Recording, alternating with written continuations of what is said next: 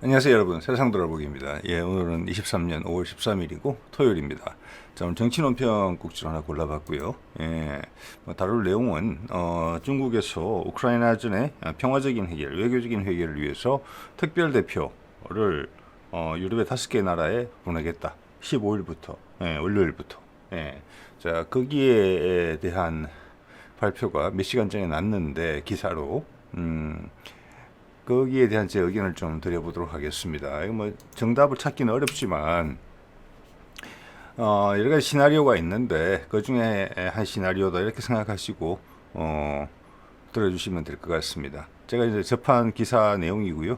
한국에도 기사화가 되지 않았을까 싶어요. 이 정도면 큰 사안이거든요. 그 내용에 이제 가져와 보면은 이 중국 외교부 대변인인 것 같은데 15일부터 중국 특별대표 우크라이나, 폴란드, 프랑스, 독일, 러시아 방문. 자, 그리고 우크라이나 위기의 정치적 해결을 위한 토의를 위해서 간다. 이런 건데, 여러분 어떤 생각이 드시는지 모르겠지만 제 첫인상은 되게 미국에 대한 도발적인 그런 인상을 강하게 준다. 자, 방문하는 나라를 보면은 우크라이나하고 폴란드는 현재 거의 한 팀인 셈이죠. 한 팀인 셈인데 거기다가 영국과 프랑스는 죄송합니다. 프랑스하고 독일은 유럽 본토의 주도국들이죠. EU의 주도국이고 또 우크라이나 내전이 처음에 발발했을 때 그것을 이제 민스크 협정을 통해서 화해를 시키려고 옛날에도 했었고 이번에도 휴전 합의까지 이끌어냈죠. 그런데 그 휴전 합의가 며칠 사이에 물 건너갔죠. 그리고 러시아 침공이 발발하게 되는 것인데 그 사이에 무슨 일이 있었느냐, 미국과 영국의 개입이 있다. 뭐 이런 이제 있는 상황이 짐작이 되는 것인데 그래서 결국에는 이제 우크라이나전이 대리전이 된 것이고. 또 우크라이나와 폴란드는 기본적으로는 유럽의 주도국들에 대한 반감을 가지고 있는 상황이고 이제 서자 취급을 받았고 외세를 이제 활용해서 본인들의 이제 자리를 잡으려고 하는 그런 이제 상황이고 우크라이나가 가장 이제 대표적인 케이스로 어떻게 보면 극단적인 선택을 했다 이렇게 볼 수 있는 상황이죠. 자, 그래서 그런 복잡한 이제 구도가 있는데 누가 보더라도 이것은 미국의 대리전이다. 그런 상황이에요. 그래서 이것을 우크라이나와 러시아가 서로 협의를 해서 종전을 한다는 것은 겉으로는 그렇겠지만 내용상은 그렇지가 못한 거죠, 그죠? 자, 그런 상황에서 그런 것이 이제 어느 정도 다 인지되는 상황에서 이번 이제 중국 특별 대표의 방문국을 보면은 어떤 느낌을 주느냐면은 미국이 당연히 배제돼 있죠. 미국은 공식적으로 여기 발을 안 담그고 있는 거예요. 어떻게 보면 힘을 사실 우크라이나가 나토 동맹국도 아니고 실제적인 전쟁의 지휘자긴 맞죠. 자기들 전쟁이죠 어떻게 보면은. 어떻게 보면은 이제 미국 입장에서 보면 우크라이나를 활용해서 러시아와 를 혼내준다 이런 컨셉으로 시작된 것이라고 볼 수 있어요. 그런데 거기서 지금 방문국의 목록을 보면은 미국이 당연히 빠져 있죠. 이것은 유럽은 유럽끼리 해결해라라는 이야기예요. 원래 민스크 협의를 하던 그런 형태로 협의를 해라. 자, 말이 맞는데 사실 실질적인 전장의 주도자는 미국인데 미국을 배제한 거죠. 근데 이게 미국이 뭐라고 말할 수는 없는 입장이에요. 자, 그래서 그 미국의 자리를 중국이 내가 가서 하겠다. 자, 우크라이나는 뭐 중국에다가 공부를 많이 수출한 나라고 폴란드도 크기 위해서 투자가 필요하죠. 중국이 지금 가장 넉넉한 것은 어떻게 보면 돈이라고 할 수 있어요. 그걸 다시 붙여놓겠다는 거죠, 그거를. 이렇기 때문에 상당히 미국 입장에 봐서는 이게 도전적이다. 미국 역할을 대신하겠다. 자, 지난 3월에 시진핑이 3연임이 결정되고 나서 외교적인 행보가 엄청나게 지금 급진적이에요. 그래서 저는 이것도 지금 상당히 예외적으로 보는 거거든요. 이건 무슨 예민한 상황인데 미국을 배제하겠다는 거예요. 면전에서. 이건 너의 전쟁 아니잖아. 너 비켜. 너 상황을 조절을 잘 못하네. 여태까지 세계 경찰 노릇 한다고 고생 많았다. 이제 중국이 새로운 방식으로 할게. 그리고 결과물을 보여줄게. 이렇게 하면 결과물이 나와야 되는 상황이거든요. 지금 중국 특별 대표가 가서 시진핑이 또 얼마 전에 러시아까지 다녀왔잖아요.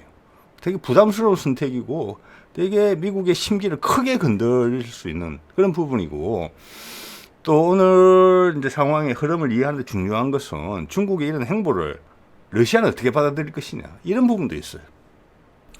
그래서 어떤 결론을 낸다기보다는 이런 식으로 생각할 수도 있겠구나. 지금 주어진 사실들의 징검다리가 군데군데 놓여져 있는데 그게 어디로 향하는 방향인지 그때 생각을 한번 해보는 거죠. 왜냐하면 우리 한반도의 미래에 크게 아주 중요한 사안이거든요. 지금 이게. 예. 이제 우크라이나전 이 제 정치 논평을 꾸준히 보시는 분들은 아마 그런 시 동감을 하실 겁니다. 우크라이나전은 곧 한반도 상황하고 바로 연계가 돼 있어요. 자, 이렇고 지금 타이밍으로 봐서는 뭐 어떻게 보면 일견 적절해 보인다고 말할 수는 있어요. 왜냐하면 보시는 것처럼 5월 3일 날 10일 전에 우크라이나의 짓으로 짐작이 되는 드론이 크레물린 궁을 공격하는 그런 이제 장면이 있었죠. 그래서 그냥 우리가 일반적으로 노출되는 언론의 보도에 따르면은 뭐 러시아가 엄청난 보복을 해서 확전될 우려가 있다. 이렇게 판단을 낼 수도 있어요. 실제 그렇다고 저는 보지는 않지만 과거에도 말씀을 드렸습니다만은 자 그런 형식상으로 봤을 때는 중국이 개입해서 이를 뜯어 말리겠다. 즉 이 말은 뭐냐면은 여기서 미국이 제대로 역할을 못 해주고 있네. 예? 그러니까 어차피 지금 프랑스하고 독일은 뭐 불편하단 말이에요, 미국하고. 그런데 폴란드하고 우크라이나 같은 경우는 지금 곤란하게 됐다면 우크라이나가 상당히 그것을 내가 안전하게 도와줄게. 그리고 우크라이나도 기본적으로는 경제적으로 상당히 소외돼 있기 때문에 특히 폴란드도 약간 그렇지만 우크라이나 상황은 더 안 좋죠. 그런 부분에서 중국이 경제적으로 도와줄 수 있다. 이런 부분으로 접근을 할 수 있다고 보거든요. 타이밍은 괜찮아요. 왜냐하면 젤렌스키가 지금 구속으로 몰렸기 때문에. 예. 그런데 과연 그렇게 될까? 예. 이거 어떤 승부수라고 볼 수 있어요. 그런데 저는 중국이 상당히 조급하게 뭘 했다. 이때까지는 정중동 해서 미국이 때리면은 일단은 맞아주고 맞대응을 자제하는 형국인데 이거는 때리지도 않았는데 남의 중요한 일에다가 그냥 자기 의견을 불쑥 내버린 거거든요. 예. 그래서 지금 이거 상당히 뭐가 급박하게 돌아간다. 최근의 상황들이 그렇게 느껴집니다. 예. 또 왜 그럴까를 짐작해 보는 것이 상당히 중요한데 쉽지가 않아요. 네, 쉽지가. 예. 좀 전에 말씀드린 것처럼 과연 푸틴이 반길까 이거를 시진핑 이 정도까지 나서는 거를 지난번에 한번 이제 3연임하고 왔을 때는 인사하러 온 것도 되고 이제 중국의 위상에 걸맞는 역할을 하겠다. 우크라이나는 세계 전체의 비극이니까 그 점이 평화적으로 해결됐으면 좋겠다. 이런 메시지라고 이해하면 돼요. 예. 그렇지만 지금은 구체적으로 이걸 해결을 하겠다라고 나오는 거거든요. 예. 그래서 중국이 여기서 약간의 판단 착오를 하고 있는 게 아닌가. 과연 영국과 프랑스가 죄송합니다. 독일과 프랑스가 미국의 영향권에서 하루아침에 그래 중국말이 맞다. 이렇게 돌변할 수 있겠느냐. 물론 중국은 프랑스하고 독일이 엄청나게 중요한 나라입니다. 예. 그렇지만 지금 이 상황을 이렇게 갑자기 바꿀 수 있느냐. 무슨 카드가 있느냐. 예, 모르죠. 중국이 무슨 마음을 먹고 이러는지 엄청나게 공격적인 행보란 말이에요. 적극적이고. 좋은 결과가 나와야 돼요. 여기서 쟤 왜 왔지? 뭐 우크라이나 전황에 아무런 평화적인 종전에 아무런 영향을 주지 못한다. 이러면은 면이 상하는 거예요. 시진핑의 중국의 면이 그렇게 쉽사림을 하진 않을 거거든요. 근데 푸틴이 반길까? 이게 이 질문으로 다시 돌아가 보면 제 생각에는 안 반길 것 같아요. 자, 시진핑의 3연임이 결정된 게 3월. 그 이후에 이제 광폭 행보를 보였죠. 외교적으로. 즉, 미국이 못하는 역할을 내가 해주겠다. 예. 세상에 인심을 얻겠다. 예. 미국의 리더십은 끝났다. 새로운 방식의 중국의 리더십 보여줄게. 이건데, 그 대표적인 사례가 이제 위에 사우디하고 이란하고 화해를 시켜놨죠. 미국이 그냥 가버린 거 아니에요. 저기를. 바이든이 그때 말을 실수했죠. 예. 이제 미국의 이해관계가 없는 곳에 미국을 주둔시키지 않겠다. 오랜 우방이라고 생각했던 사우디를 적진 한가운데 두고 가버린 셈이란 말이에요. 그래서 그 지역이 되게 불안정해질 것이라는 예상도 있었지만 이렇게 해놓은 거죠. 러시아 방문을 했죠. 예. 이거 정도도 상당히 광폭이에요, 사실은. 그런데 좋게 해석할 수 있는 부분도 많아요. 중국 새로운 면을 보여준다는 측면에서. 그런데 이번에 것은 좀 너무 많이 나갔다. 반드시 결과를 내야 되는데 지금 그 복잡한 정세를 돌변시킬 수 있겠느냐? 그 대표단 하나 가가지고, 예. 그것도 한 나라도 아니고 여러 나라를 다 마음이 다 다를 텐데 입장도 다르고, 그리고 미국한테 등을 돌려야 되는데 어렵다. 이 말은 거꾸로 이야기하면 지금 중국이 우리가 뭔지는 노출은 안 되고 있지만 뭐에 엄청나게 쫓기고 있다. 그래서 급한 수를 두고 있다. 지금 초일기에서 몰리고 있다. 바둑으로 따지자면 뭔가 결정을 빨리 해야 된다. 이런 게 좀 읽히는 거죠. 자, 그리고 또 이런 행보도 했었죠. 미국을 경제적으로 타격을 줄 수 있는. 지금 왜냐하면 미국에 또 은행 하나가 또 뭐 조그만 은행이지만 위험하다는 이야기가 좀 나오고 있죠. 캘리포니아 쪽에 지역은행이. 근데 그게 중요한 게 뭐냐면 앞에 한두 개 은행이 망했을 때, 넘어갔을 때 그때 단속을 잘 했는데 이런 게 계속 이어진다 이러면은 이게 더 큰 불씨로 전파되는 거예요. 어차피 경제 문제는 심리란 말이에요. 그러니까 그게 완전 종식이 안 돼 있는 상태예요. 근데 그걸 계속 수석거리는 거죠, 지금. 중국이. 이거 브라질하고 중국은 이제 위안화로 그래야 하겠다. 그래서 달러의 자리가 자꾸 줄어들고 있는 거죠. 이거는 미국이 자기 발등을 찍는 거예요. 금융 제재하고 어떤 지역에서 이탈함으로 해서 그 지역의 나라들이 그래? 달러 안 하고 우리 걸로 하자. 달러 불안한데. 예, 이걸 촉발시키는 부분도 있어요. 이런 것도 상당히 공격적인 행보였는데 요번에 그 우크라이나전에 관련된 주요국 5개국을 방문한다. 그걸 갈등을 해소하기 위해서. 왜? 미국이 못하고 있으니까. 이런 건 엄청나게 도발적이다. 이런 거하고 비교할 바가 아니다. 급이 다르다, 지금. 이건 완전 주먹으로 한 대 때린 거다. 이렇게 보시면 돼요. 네. 저는 그렇게 보입니다. 자, 그리고 아까 러시아의 푸틴이 그러면 과연 중국의 적극적인 공세를 반길 것인가? 아닐 것 같다는 거예요, 제 생각에는. 맹고하니. 기본적으로 러시아하고 중국은 러시아가 종주국이에요. 네, 사회주의 혁명을 통해서 그 사상이 파급되는 과정에서 러시아가 주고 중국은 부였죠. 그런데 지금 관계가 역전됐단 말이에요. 그래서 러시아의 자존심을 살짝 건드리는 부분이 있어요, 중국이. 그런 상황인데, 그래서 기본적으로 엄청나게 친할 수는 없는 그런 상황이다. 이런 부분이 좀 있고, 또 하나는 예전에 언급드린 내용이죠. 금년 2월 달에 이런 보도가 나왔죠. 사진은 CIA 국장인데 미국의 윌리엄 번스라고 미국과 러시아가 협상 중이다. 예, 이 시기가 맞아요. 2월 달 작년 여름 가을 지나면서 미국은 우크라이나전에서 여기서 원래 원했던 목적을 달성하기는 어렵겠다. 그 다음부터는 이제 뭐라고 할까? 소프트 랜딩이죠. 예, 연착륙에서 어떻게 잘 빠져나오느냐. 자, 그걸 고심하고 있는 것이고, 그 과정에서 미국과 러시아가 엄청난 지금 파워 게임을 하고 있다. 어디서? 협상에 있어서. 예, 그래서 전선이 고착된 거예요. 예, 더 이상 물러나지도 않고 밀리지도 않고 러시아의 우세 속에서 전선이 고착돼 있어요. 그럼 미국은 뭐 몇 번 말씀드렸습니다만 내년 예산에서 러시아 지원이 없어요. 그 지금 삐죽삐죽 나온다고 하는 것은 변죽을 울리는 거, 동맹국들 지원한다는 거, 그 정도예요. 전쟁은 끝났어요, 거기서 이미. 예. 그리고 러시아는 더 이상 공격적인 태세를 안 취해요. 원래 반란군이 있던 지역만 합병, 끝. 더 이상 우크라이나를 뭐 멸망시키겠다 이런 게 아니란 말이에요. 자, 그것은 젤렌스키의 어떤 최근 크렘린 궁에 대한 도발 이후에도 크게 다르진 않을 거예요. 달라지진 않을 거예요. 예, 그것 때문에 전쟁 양상이 바뀐다 그렇게 보지 않습니다. 핵심은 이거예요. 즉 러시아와 미국이 이야기를 하고 있다는 거예요. 그 젤렌스키가 그런 일을 벌였다 그러면 미국한테는 곤혹스러운 거예요.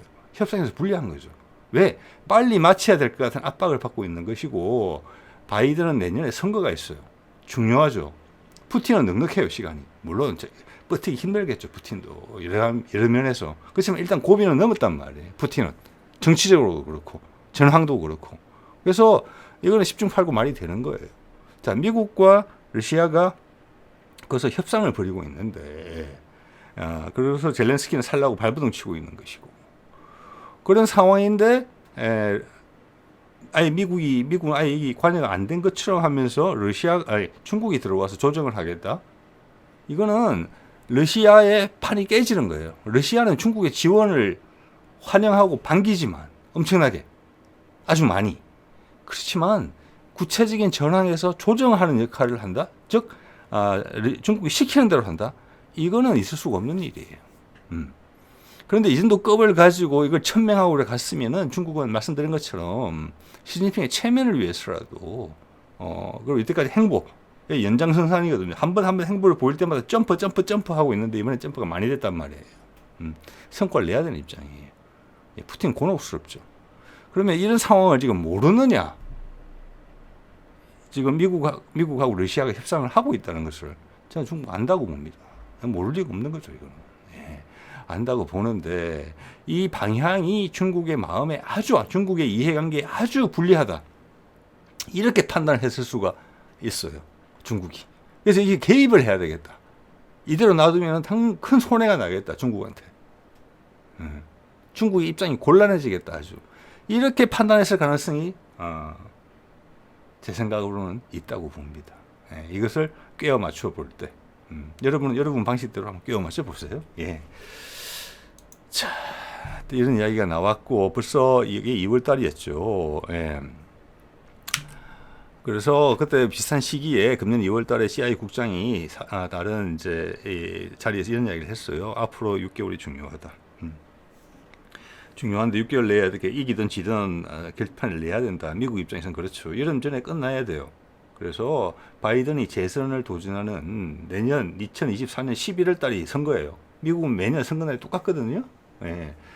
그때까지 이것이 악영향을 미치면 안 되고 이게 좋은 영향을 미치는 쪽으로 가야 돼요. 그래서 예산 반영한 거 보면 중국에 몰아지는 것은 분명해요. 우크라이나를 빠져나오려고 하는 거예요. 그런데 젤렌스키는 발이 자꾸 붙들어 늘어지는 거죠. 미국 체면을 살려야 되기 때문에 전황은 계속 유지되는 것으로 선과 악의 대결로 계속 가면서 미국은 실제적으로 다른 움직임을 보이고 있는 거고 6개월이 중요하다 했는데 2월에서 6개월이 중요하면 8월 여름까지 결판을 본다는 거예요. 자, 그러면 선거하고 상관이 있는 거죠. 이때까지는 끝내야 되는 거예요. 끝내는데 협상이죠, 이것이. 근데 그 사이에 무슨 일이 있었습니까? 그 비밀 문건 유출된 부분이 있었고 미국 정부 부인하지 않았어요, 그 내용을. 예, 그 내용이 보여주는 것은 뭡니까? 전황이 불리하다고 확인한 거예요. 그리고 내년도 예산은 반영 안 됐지요. 작년 같은 경우는 우리 돈으로 50조, 60조 원을 넣었단 말이에요. 우크라이나에. 그 돈으로 우크라이나 전쟁을 한 거예요. 예? 그 돈이 안 들어가는데 전쟁을 하겠습니까? 이길 수 있겠습니까? 못 이기죠. 예. 자, 그 말은 앞으로 6개월이 중요하다. 6개월 내에 빠져나오겠다는 거예요. 러시아와 협상을 통해서. 그래서 이제 협상을 좀 오래 하고 있는데 협상이 진행되는 과정에서 중국한테 엄청나게 불리한 내용이 전개되고 있다. 이렇게 볼 수 있다는 말씀을 드리는 겁니다. 지금. 그게 뭐냐, 그러면. 예.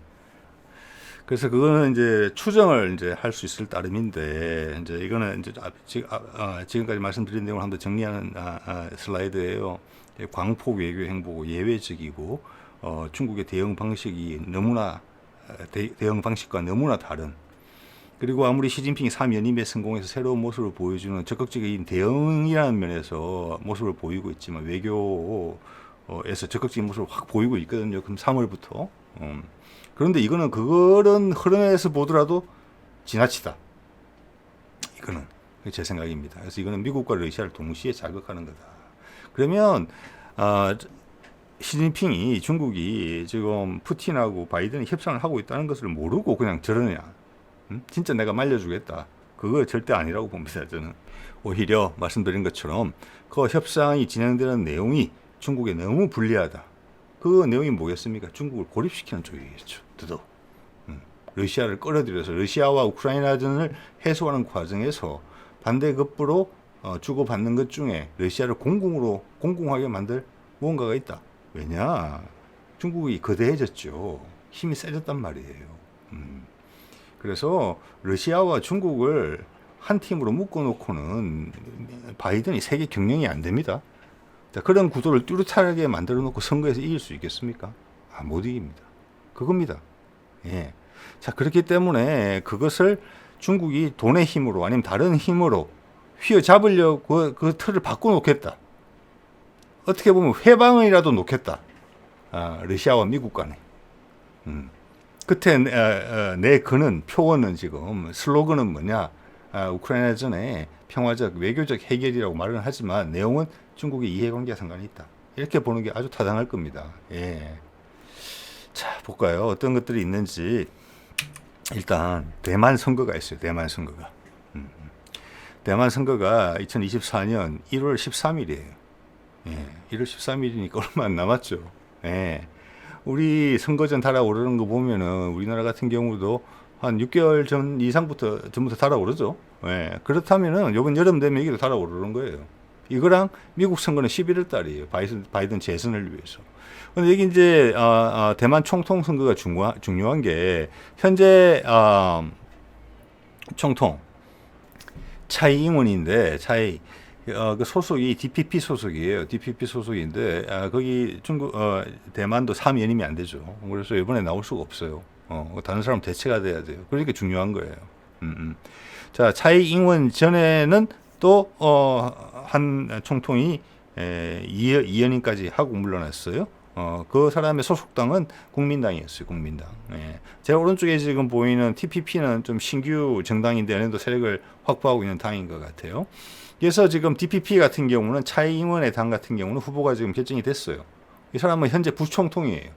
현재 부총통. 우리말로 하면 현재 국무총리. 예. 그리고 국민당은 지금 나와 있지가 않죠. 예. 국민당은 본토에 대한 생각이 DPP랑 많이 달라요.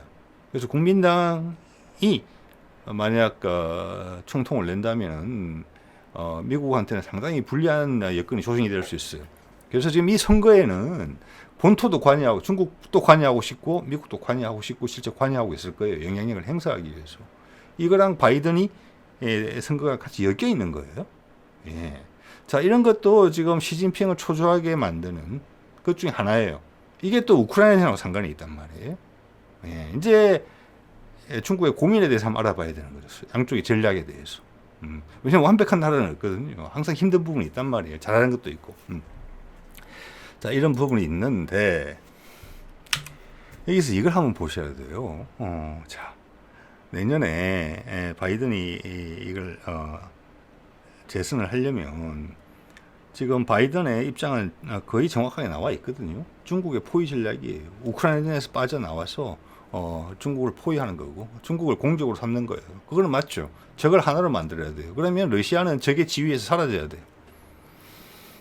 근데 앞뒤 맥락을 보면은 러시아는 적의 위치에서가 아니라 중립적인 위치도 아니고 미국의 우군이 돼야 되는 상황이에요. 예. 그게 지금 우크라이나전을 마치기 위해서 미국과 러시아가 하는 협상의 내용이 될 수가 있어요. 그렇게 될 수밖에 없다는 이야기를 제가 드릴 수밖에 없어요. 왜냐, 지금 이 사진은 2019년 시진핑이 북한 방문을 한 사진인데 지금 북한의 몸값이 엄청나게 올라가 있어요. 예. 북한이 매번 뭐 ICBM 새로 개발해서 발사하고 이래서 미국과 각을 세우기 때문에 중국과 되게 친할 것 같이 생각되실 수 있죠. 그렇지 않습니다. 실제로는 제가 보기에는. 북한은 어느 한쪽으로 치우치지 않고 미국과 다시 협상을 할 수 있는 기회를 기다리고 있어요. 중국에 많이 쏠리지 않고 있어요. 그 결과적으로 몸값이 올라가고 있어요. 예. 바이든이 하고 싶은 것은 중국을 포위한다, 좋아. 예. 그럼 이벤트도 있어야 돼요. 실제적으로도 그렇게 돼야 돼요. 우크라이나에서 빠져나와야 돼요. 그러면 바이든이 원하는 것은 지금 김정은의 카드는 뭐냐면은 너희가 우리랑 수교를 맺고 종전선언에 협의해 주면은 너희 투자를 우리는 기다린다. 예. 또 한반도가 이어지면은 전체 한반도가 미국 편에 서줄 수 있다. 이게 우리 메시지예요. 한반도가 던지는 미국은 그게 군침을 흘리고 있는 것이고 지금 상황 거기에 된 지가 몇 년 됐죠. 트럼프 때부터. 예, 그게 그래요. 미국과 한국의 한반도의 큰 딜이란 말이에요. 그게 아주 유효해요, 아직. 그래서 사실은 시진핑의 중국이 북한의 그 영향력을 꺾지 못하고 있어요, 지금. 그 이상의 큰 영향력을 행사해서 자기 편으로 땡겨오지를 못해요. 북한이 버티는 거죠, 어떻게 보면. 네. 그렇기 때문에 이게 어떻게 보면 되게 뜨거운 감자예요. 중국의 코미치잖아요. 이게 미국으로 갈 수 있다는 거 벌써 트럼프하고도 몇 번 회담했고 바이든하고도 이야기가 나왔었기 때문에. 그리고 남한은 국방력을 엄청나게 강화시키고 있어요. 북한은 ICBM을 개발해버렸고 이게 미국의 편으로 넘어가면은 중국은 엄청나게 골치 아픈 상황이에요. 그런데 북한을 바로 건드릴 수가 없는 것이죠. 주변의 역학 조건을 역학 구도를 바꿔서 몰아가야 되는 건데 몰리지가 않는 거예요. 그런데 반면에 지금 바이든의 반격은 이걸 거꾸로 중국을 포위하려고 하는 거죠. 한반도가 이어진다? 이벤트가 생기면 큰 이벤트가 될 거예요. 북미 종전선언을 한다면 미국의 리더십을 일신할 수 있는 기회예요. 그리고 미국의 달러가 확 써질 수 있는 기회예요. 예. 베트남 몇 개 합친 것보다 더 빠른 속도로 더 크게 번창할 수 있어요. 달러가 쓸 수 있어요. 전 세계에 투자 바람이 불 수 있어요. 거기가 경제가 활성화돼요. 지금 전 세계 자본주의가 문제가 된 게 뭡니까? 더 이상 시장이 없잖아요. 시장이 투자처가 돈은 많이 풀려 있고 간당간당하잖아요. 그걸 해결해 줄 수 있어요. 그러면서 동시에 중국을 구석으로 몰 수 있는 거예요. 코미치니까. 자, 그렇게 그게 먼저 순서가 먼저 와야 돼요. 그러면 대만에 있어서의 미국의 영향이 엄청나게 커질 거예요. 예. 만약 거꾸로 생각해 보세요. 시진핑이 다시 한번 김정은을 방문한다. 내지는 김정은이 시진핑의 높아진 위상에 반해서 중국을 방문해서 나는 당신의 품에 안기겠소. 미국하고 너무 힘드네. 우리 윤석열이 그러듯이 김정은이 중국에 가가지고 좀 지켜주세요. 오케이. 이렇게 되면 한반도 전체가 위험해지죠.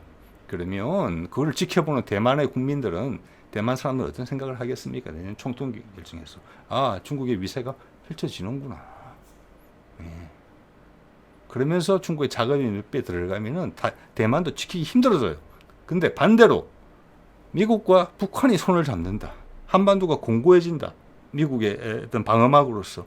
그러면 대만은 반대 다른 결정을 해야 될 거예요. 대만에 영향을 줄 수가 있어요. 그 라인이 되는 거예요. 그 라인이 어느 쪽에 서느냐, 튼튼해지느냐 아니면 붕괴되느냐. 중국 측에서 그리고 미국 측에서 봤을 때 그 카드를 쥐고 있는 나라가 북한이에요. 몸값이 올라간 거죠. 예. 이런 상황에서 현 정부에서 이거 해달라 저거 해달라 북한의 안보 위협 핵무기 같이 쓰게 해달라 핵우산 이런 거 아무 소용없는 겁니다. 이게 최고 상위에 있는 요인이에요. 그 나머지는 전부 다 하부에 매달려 있는 거예요. 자, 즉 북한이 어떻게 되느냐에 따라서 한반도의 성향이 결정이 되고 그 결정된 파워가 여력이 대만까지 미쳐서 대만 선거에도 영향을 줄 수 있고 그게 바로 미국 선거에도 바로 반영이 되죠. 순서가 지금 그렇게 돼 있어요. 북한에서 먼저 일이 발생을 하고 대만 선거에 영향을 주고 그걸 바탕으로 해서 바이든이 승리를 하는 거예요. 선거에서. 순서가 그렇게 돼 있어요. 자, 그렇게 되면은 CIA 국장의 말이 빈말이 아닌 것이 우크라이나전 이런까지 끝이 나야 돼요. 그 와중에서 러시아가 이쪽으로 돌아서 줘야 돼요. 그래서 분위기가 무르익어서 한반도에 있어서 최소한 중국이 아니더라도 러시아와 미국이 합의, 그래 양쪽이 이득이 되네. 우크라이나에서는 서로 감정이 많이 안 좋아졌는데 여기는 같이 양쪽이 다 덕이 되는 사안이 여기 있네. 지금 한반도가 딱 그런 거거든요. 우크라이나전의 협상에 한반도 이야기가 들어있다는 이야기를 하고 싶은 겁니다. 이것이 중국이 알아요. 네. 그럼 당연히 김정은한테 영향력을 행사하고 싶겠죠. 김정은이 버틴다는 거예요. 이게 승부처다라는 것을 알고 있고 그런 상황이라고 좀 봅니다. 예. 자, 그러면은 우크라이나전을 말리러 가는 게 아니고 수습거리로 간다. 중국 대표가 이렇게 볼 수도 있어요. 정말로. 예. 미국과 러시아의 협상을 깨기 위해서 간다. 이렇게 볼 수 있습니다. 예. 자, 그러면 러시아하고 합의되는 내용은 제가 어제 마침 다룬 내용이 있죠. 자, 미국도 전 세계가 수소 경제로 갈 것 같은데 수소 경제라는 것은 지금 전기차 시대에 그 다음에 훨씬 일반화된 형태죠. 자, 어제도 말씀드렸지만 수소의 생산 방식이 현재 뭐냐? 전 세계 75%, 90%의 수소. 우리도 향후 수소가 되면은 여러모로 잘 활용하겠고 준비도 하고 있지만 수소는 수입해 와야 됩니다. 예. 수소가 현재 만들어지는 방식은 뭐냐? 가장 값싸게 만드는 방식은 천연가스를 고온 고압의 스팀에 통과시키는 거예요. 그럼 수소가 분리돼요. 근데 고온 고압의 스팀을 만든다는 것은 곧 화력 발전소, 원자력 발전소, 어떤 식의 발전소가 필요한 거예요. 그래서 공해물질이 나와요. 그래서 100% 깨끗한 연료는 아니에요. 물론 에너지는 많이 있죠. 수소가. 예. 그런데 사할린에서 지금 이 그림 속에 보면 사할린의 가스전에 지금 가스 매장량이 600 BCM으로 되어 있어요. 저 위에 차안다 가스전보다 한 3배, 2배 이상 커요. 근데 저기는 저걸 개발할 수 있는 유인이 없어요. 왜냐면 인구 밀도가 낮고 사람이 살기가 어려운 곳이거든요. 예. 저기는 또 환태평양 조산대라서 화산이 엄청나게 활발한 곳이에요. 지열도 많이 나와요. 그래서 이제 말씀드렸죠. 아이슬란드가 척박한 땅에 화산지대라는데, 그래서 지열이 많이 나오니까 그냥 땅에 구멍만 내서 물만 쏟아부으면 고온고압의 스팀이 나오는 거예요. 그 자체가 화력 발전소예요. 무공해. 예? 그런데 사할린은 거기다가 천연가스까지 엄청난 매장량을 가지고 있어요. 근데 지금 개발할 수가 없어요. 왜냐하면 그걸 전기를 어디까지, 수요체가 없으니까 근처에. 그러니까 이제 마침 수소 시대로 들어갔잖아요. 그러니까 천연가스에다가 그들의 지열을 섞으면은 공해를 만들지 않고도 싼 값에 차세대 연료를 엄청나게 생산할 수 있는 거예요. 그래서 이명박 정부 시절에 가스관 계획이 나온 거잖아요. 점선으로 북한 관통하게 돼 있죠. 예. 이거는 러시아의 선택이에요. 자, 이 수십 년이 지나는 동안 가장 안전한 나라로 관을 보내야 되겠죠. 그리고 좀 덜 안전한 나라로는 그 안전한 나라로 가는 관에서 뽑아다 쓰겠죠. 그죠? 그겁니다. 한국으로 가겠다는 거예요. 제일 이야기가 많이 돼 있어. 일본은 안 돼 있어. 일본은 저기 사할린에서 저 홋카이도로 금방 가요. 계획이 없단 말이에요. 중국으로 바로 가겠느냐? 일본은 직접 가지만. 그리고 우리가 수소 경제에서 미리 투자를 한단 말이에요. 기술적인 부분에서. 예. 자, 이거예요. 이게 딜이에요. 예. 이게 한반도를 소통시키면은 북한을 개발을 하게 되면은 이런 게 있고, 이거는 푸틴도 군침을 흘릴 수밖에 없는 거예요. 여기에 러시아의 미래가 걸려 있거든요. 이게 투자가 되겠죠, 이게. 예. 즉, 러시아와 미국이 손을 잡아야 돼요. 평소 같은 손을 잘 안 잡을 건데, 지금 우크라이나에서 빠져나와야 되니까, 오히려 좋아요. 우크라이나 전이 지렛대가 돼주는 거예요. 여기에 유럽의 국가들이 다 관심이 있죠. 왜냐하면 이것만 러시아 동부만 개발되는 게 아니고, 연해주만 개발되는 게 아니고, 여기에 지금 유라시아 횡단 철도가 가게 돼요. 그러면 횡단 철도가 올 때 최단 코스는 중국 가로질러서 오는 거예요. 몇백 킬로 정도 이득이 있을 거예요. 그런데 중국을 통해서 갈 것이냐, 아니면 가스관 따라서 러시아 국경에서 중국 국경 통하지 않고 한국 국경으로 바로 오겠느냐, 중국은 그 지선으로 나갈 것이냐, 어떤 선택을 할 것 같아요? 네, 그겁니다, 바로. 그래서 그런 데서 되게 불리한 생각이 들었다. 그래서 지금 상황이 중국을 쪼는 상황이기 때문에 북한과 미국과의 타협점이 엄청나게 쉽게 생길 수 있고, 그게 곧 러시아와 미국의 타협점이다. 일본은 쳐다볼 수밖에 없다, 여기서. 예. 이렇게 되면은 러시아하고 미국이 손을 잡는 거예요. 달러가 투자가 돼야 돼요. 러시아에도 투자 되겠죠. 우리 기술 준비해놨죠. 중국은 구석으로 몰릴 수밖에 없는 거예요. 예. 그리고 그 내몽골 여기가 또 뜨거운 지역이에요. 내몽골, 몽골 합치면은 거기서 몇 개 나라에서 조금만 십시일반하면은 특히 러시아의 영향을 많이 받고 있기 때문에 그 인구 몇백만밖에 안 되는 나라거든요, 몽골. 그런데 중국으로 봐서는 뚜껑이죠, 북쪽에.